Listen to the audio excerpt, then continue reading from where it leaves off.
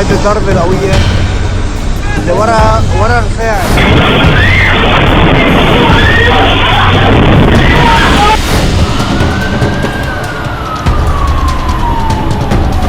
तो क्या ये सीज फायर एक छलावा है?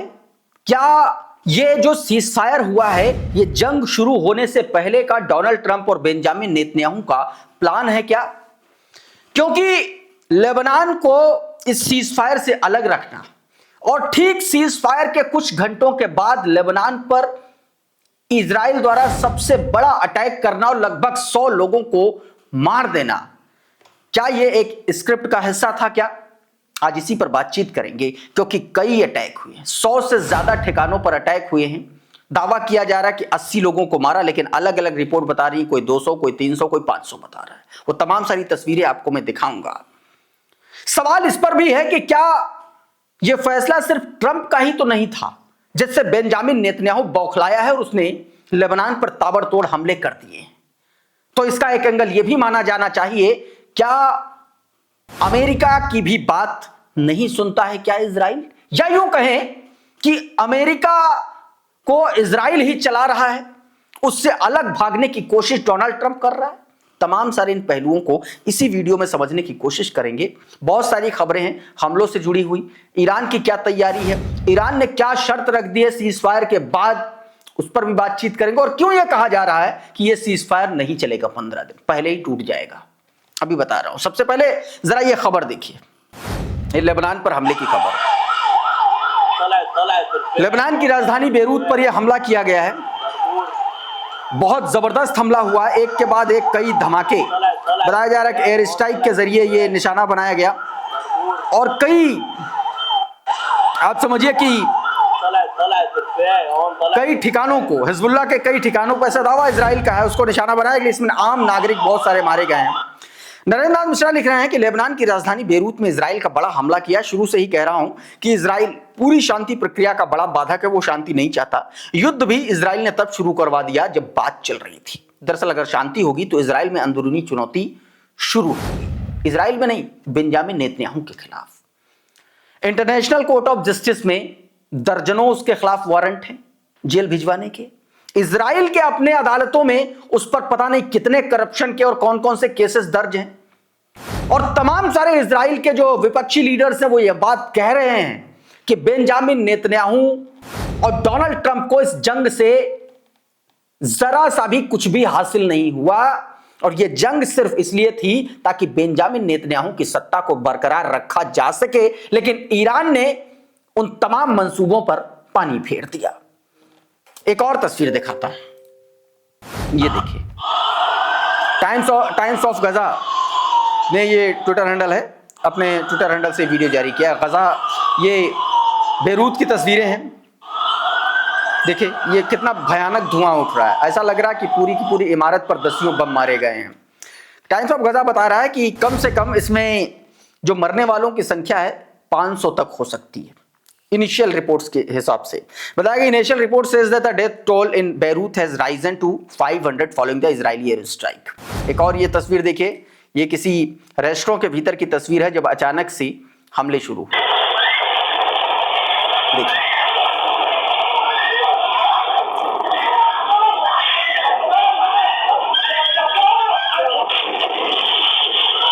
ये क्रॉनिक अल माजरा है बेरूत में, वहां की ये तस्वीरें हैं। और जब देखें किस तरीके से तमाम सारे जो आम लोग थे, आम नागरिक थे, वो भी इस मलबे में बताया जा रहा है दब गए। इसमें बताया गया कि initial reports more than 300 Lebanese civilian killed and wounded. बताया गया 300 लेबनीज जो हैं सिविलियन, वो या तो मारे गए हैं या तो घायल हो गए हैं। और 10 मिनट तक लगातार जो है पूरे बेरूत में इसी तरीके के एयर स्ट्राइक होती रही है। एक और तस्वीर प्रेस टीवी ने जारी की, ये हमले के बाद की तस्वीरें हैं। अफरा तफरी का माहौल है, रेस्क्यू की टीमें हैं जो फंसे हुए लोगों को निकाल रही हैं, जो इस मलबे में दब गए हैं उनको निकालने की कोशिश किया जा रहा है। देखिए जबरदस्त बड़ा अटैक हुआ है और ये दावा किया जा रहा है कि ये अब तक का, इस जंग का अब तक का सबसे बड़ा अटैक जो है वो बेरूत पर किया गया है। प्रेस टीवी ने बताया कि video shows the destruction caused to the neighbourhood block in the Lebanese capital बताया गया लेबनीज कैपिटल में बेरूत में ये घटनाक्रम अंजाम दिया गया और वहां पर देखिए बड़ा अटैक किया गया है। और उसकी ये तस्वीरें, एक और तस्वीरें देखिए, आरटी ने ये तस्वीरें जारी की। देखिए इन हमलों की तस्वीरों को जारी करते हुए आरटी ने ईरान का जो बयान आया है उसको लिखा है अपने ट्विटर हैंडल में। देखिए आपकी स्क्रीन पर इसमें क्या बताया गया। ईरान ने यह कहा है कि इस एयर स्ट्राइक के बाद ईरान ने कहा है कि इस हमले का खामियाजा इजराइल को भुगतना पड़ेगा। अल जजीरा को ईरान के सीनियर ऑफिशियल ने यह बात कही है। उन्होंने कहा है कि सीज फायर में लेबनान का होना जरूरी है, यानी कि सीज फायर होगा तो लेबनान और इजराइल के बीच में भी होगा, वरना नहीं होगा। Tehran studying different operation against Israeli military position. बताया फार्स न्यूज एजेंसी के हवाले से बताया गया कि तेहरान जो है इजराइल की अलग अलग जो मिलिट्री पोजीशंस हैं उनकी स्टडी कर रहा है और उन पर वो हमला कर सकता है, यह बताया गया। दोस्तों एक और तस्वीर देखिए, ये खबर देखिए जरा, जैक्सन हिंकल का। इजराइल ये कह रहा है कि नईम कासिम जो हिजबुल्लाह चीफ है, हिजबुल्लाह सेक्रेटरी, उनको असैसिनेट करने के इरादे से हमला किया था, लेकिन वो भी टारगेट अचीव नहीं हुआ। जैक्सन हिंकल लिख रहे हैं one of the target struck in Beirut was an assassination attempt against Hezbollah Secretary General Sheikh Naim Qasim, but he was not present in the target building।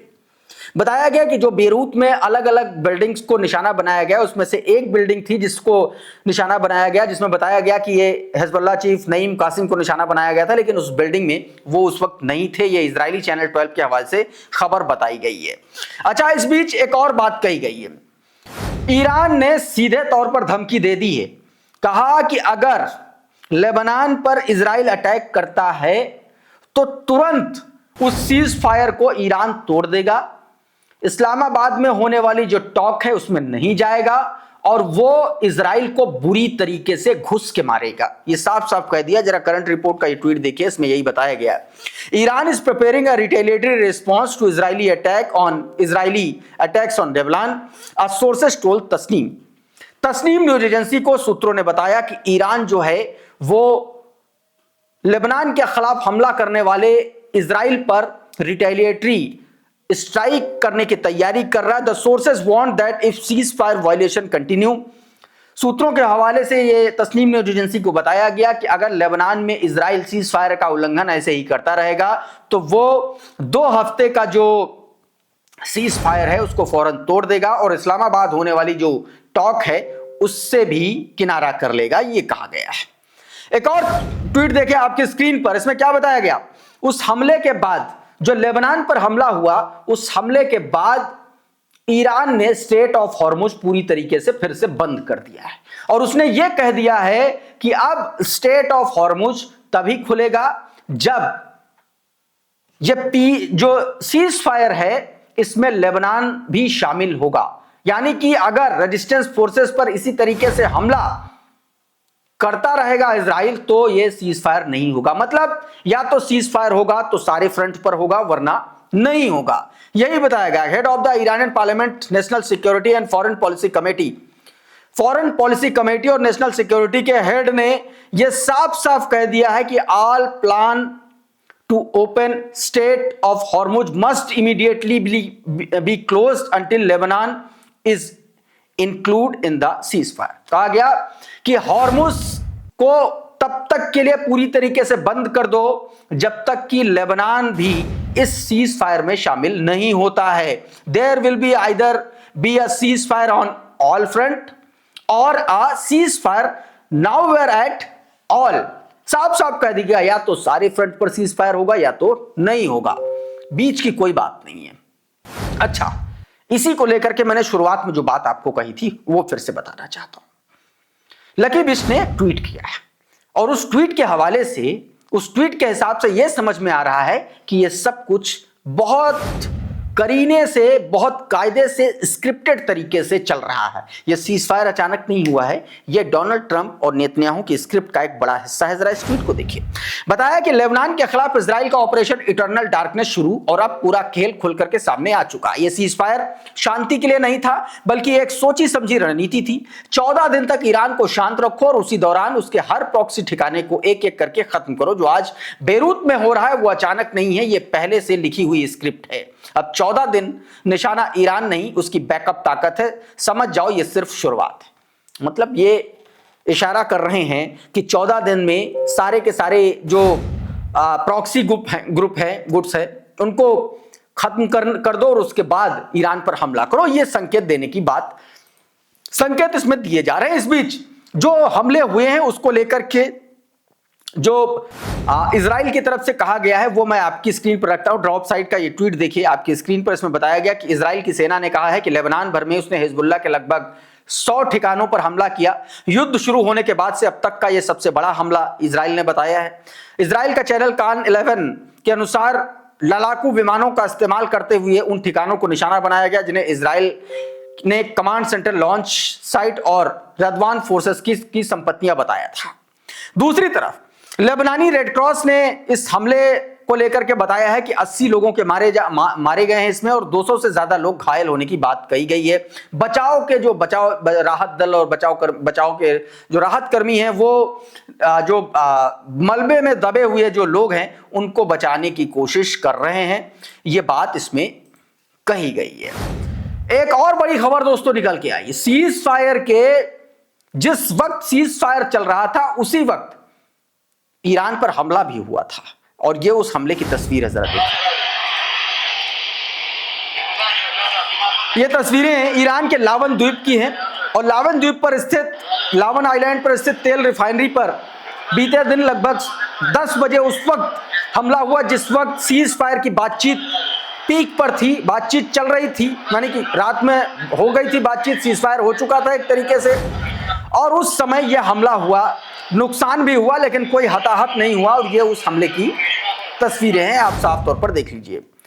इस बीच Iran ने फिर से चेता दिया है इजराइल और अमेरिका को। क्या चेताया है? ये ट्वीट आपकी स्क्रीन पर मधुरेंद्र कुमार का। बताया, ईरान और अमेरिका के बीच 2 हफ्तों के संघर्ष विराम के ऐलान के बाद IRGC ने चेतावनी दी है कि उसे अमेरिकी वादों पर बिल्कुल भरोसा नहीं है। बयान में कहा गया है कि IRGC की उंगलियां अभी भी ट्रिगर पर हैं, उनकी सेनाएं पूरी तरीके से तैनात हैं। अगर दुश्मन ने कोई गलती की तो जवाब तुरंत दिया जाएगा। और यह सब कुछ क्यों हो रहा है? इसके पीछे एक और कारण है। बेंजामिन नेतन्याहू, डोनाल्ड ट्रंप दोनों फंसे हुए।